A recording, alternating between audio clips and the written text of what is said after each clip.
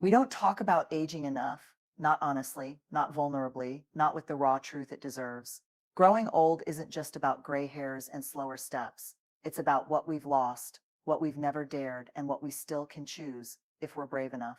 Old age becomes a trap the moment we stop living boldly, but it doesn't have to be that way. This is about waking up before it's too late, because aging doesn't steal your life, numbing, pretending, and playing small does. Let's talk about what you need to do before time slips through your fingers.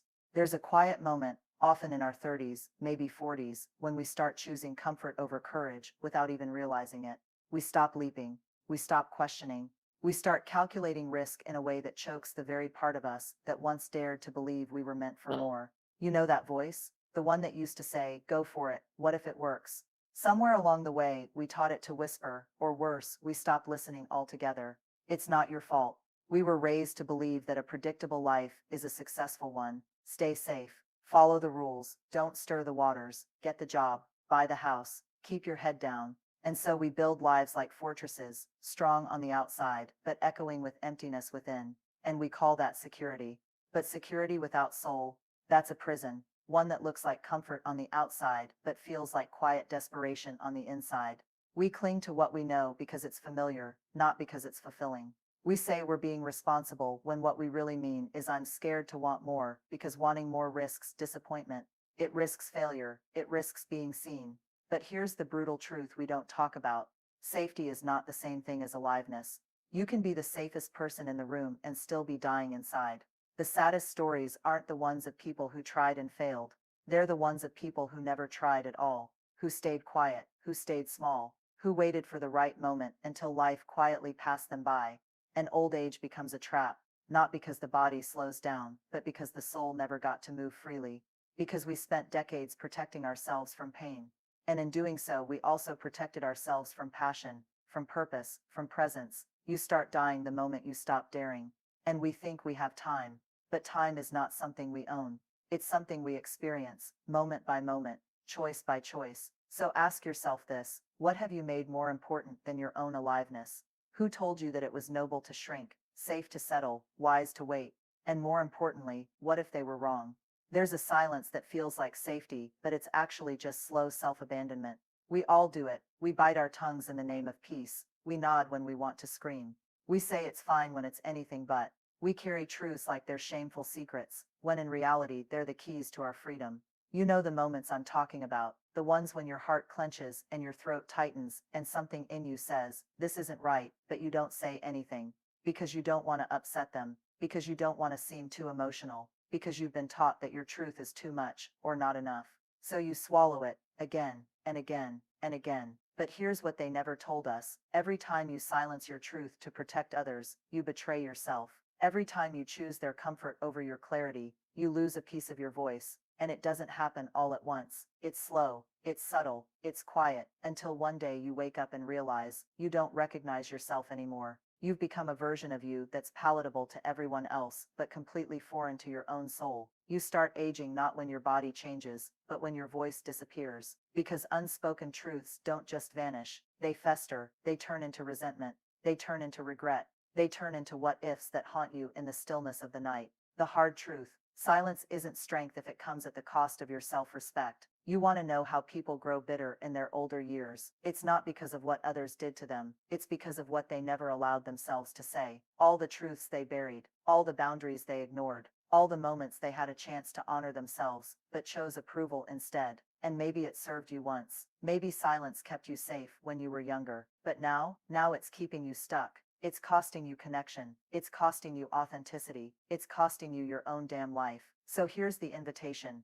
Say the thing. Start with the smallest truth if you have to. Speak, even if your voice shakes. Speak before time takes away the chance. Because every truth you honor is a step back home to yourself. There's a version of you back there, smaller, softer, unsure, maybe scared, maybe angry, maybe numb, maybe just doing their best to survive a life they didn't feel ready for. And instead of offering that version of you grace, you've been offering them judgment. You replay the mistakes, the wrong turns, the missed chances. You criticize the choices they made, the people they trusted, the dreams they abandoned. And you whisper to yourself, why didn't I know better? But here's the truth you need to hear. You didn't know better because you hadn't lived enough yet to know better. And that's not failure. That's called being human. You were never supposed to have it all figured out. You were supposed to try, to stumble, to learn the hard way sometimes, to love people who couldn't love you back, because you needed to understand the shape of your own heart. And yet, we carry shame like it's a permanent scar. We tell ourselves stories like, I should have left sooner, I should have stood up for myself, I should have seen the red flags, I should have tried harder. But that version of you was already trying as hard as they could, with what they knew at the time, and holding on to resentment toward them. It's like being angry at a child for not knowing calculus. It's cruel, it's unfair, and it keeps you stuck in a loop where healing can't happen. Because the truth is, you can't age into wisdom until you make peace with the seasons of your ignorance. You can't grow into grace until you stop punishing yourself for being green, for being lost, for being beautifully, painfully in process. When you look back and all you feel is shame, you're missing the point. Look again, look softer, see the strength it took just to keep going, see the courage in how they tried to love, even when they didn't know how, see the bravery in every broken version of you that never stopped believing there was something more. Old age becomes a trap when we live inside regret, when we spend decades fighting ghosts of our own past instead of loving the soul who walked through hell just to get here. You don't have to love who you were, but you do need to stop resenting them. They got you here, and they deserve to rest, so let them. We talk about fear like it's something to be avoided, like it's a sign that we should back off. But the truth is, fear is often a compass, not a cage. The things that terrify you, they're usually the things that matter most. Telling someone how you really feel, starting over when you're already halfway through life, leaving what's familiar to chase something uncertain, choosing yourself, even when it means losing everything else. These aren't reckless decisions, they're holy moments, moments when your soul whispers, this is it, this is your edge. And yet, most people run. They choose predictable pain over the possibility of freedom, because predictable pain is safe, it's known. But growth, that's wild, untamed, messy. So they tell themselves stories like, maybe next year, maybe when I have more time, maybe when I'm less scared. But here's the raw truth. Fear doesn't go away, it waits. It follows. It disguises itself as logic, as caution, as maturity. But what it's really saying is, stay here, stay small, stay stuck. And every time you listen to it, you reinforce the belief that fear gets to drive your life. But what if just once you didn't? What if you looked fear in the face and said, I see you, I feel you, and I'm doing it anyway, because you don't get to old age and suddenly feel fulfilled. That feeling, that fire, it's earned in the moments you said yes when everything in you wanted to run. It's born from the times you stood at the edge and jumped without a parachute because the ground you were standing on was already killing your spirit. People think courage means being fearless. It doesn't. Courage means shaking and sweating and crying and still taking the step. So what is the thing you've been putting off? The conversation, the decision, the leap? What would happen if you did it today? Not perfectly, not boldly, just honestly. You don't need to be fearless. You just need to be tired enough of regret that you finally choose movement over stagnation. Because one day, you'll look back, and it won't be the things you did that haunt you. It'll be all the things you didn't even try, and that's the trap.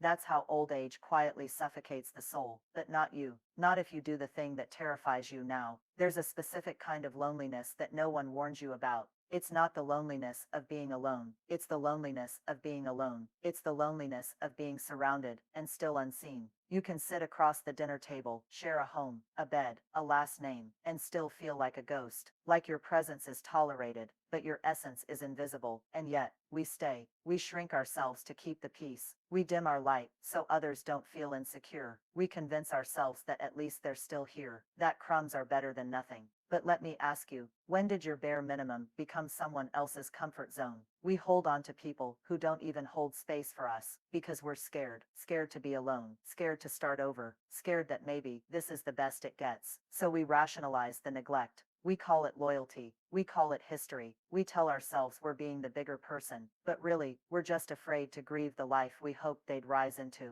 And so we age, quietly aching for connection, but surrounded by people who only know the version of us that stayed small to make them comfortable. Here's what no one tells you. Letting go isn't betrayal. It's an act of self-honoring. It's you saying, my spirit deserves to be seen. My voice deserves to echo in a room that hears it. My presence is not something to be endured. It's something to be celebrated. You do not have to hate someone to walk away. You do not have to wait until they hurt you more. Sometimes you just have to admit they were never meant to go where you're going, and that's okay. You're allowed to outgrow people. You're allowed to want deeper conversations, truer love, richer friendships. You're allowed to say, I need more, I deserve more, because the trap isn't getting older. The trap is wasting your sacred years with people who don't see the fire in your eyes or the weight of your silence. You weren't meant to be half loved. You weren't meant to be tolerated. You were meant to be known, deeply, wildly, unapologetically. So if they can't hold that kind of space, let them go. And trust, the emptiness they leave behind isn't a void, it's room for something real. We tell ourselves this story, over and over again, that there will be a perfect moment,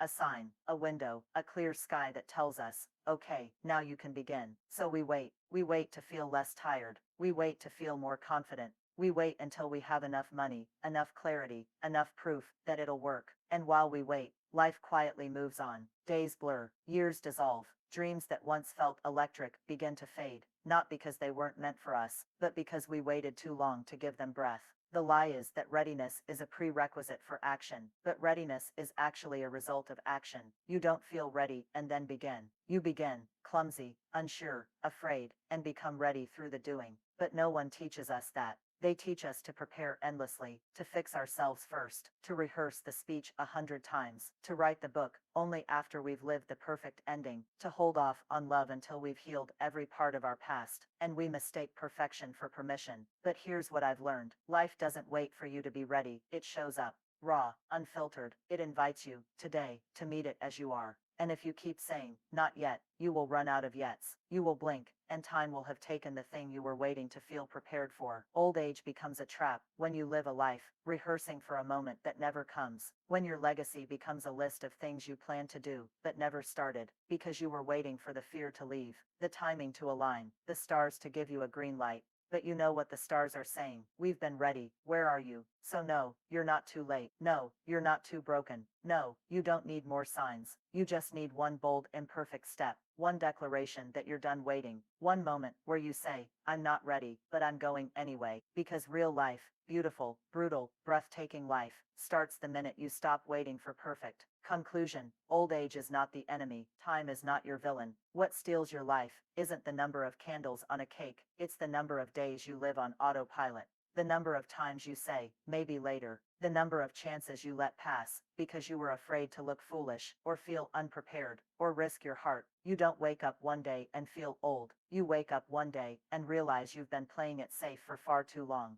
You let too many truths stay buried. You carried regret like it was your identity. You allowed fear to speak louder than desire. You stayed too long with people who never saw you. You kept waiting to feel ready when all life needed from you was to show up now. But here's the thing, it's not too late. Even if you're in your 30s or 70s or somewhere in between, even if you've made 1,000 wrong turns, even if you've burned bridges and built walls, even if you've wasted time, because as long as you're breathing, you are becoming, you are not done. So speak the truth you've been swallowing. Forgive the version of you who didn't know better. Do the terrifying thing, let go of those who can't see you, and stop waiting for the green light that will never come. Give yourself permission to live out loud, to live messy, to live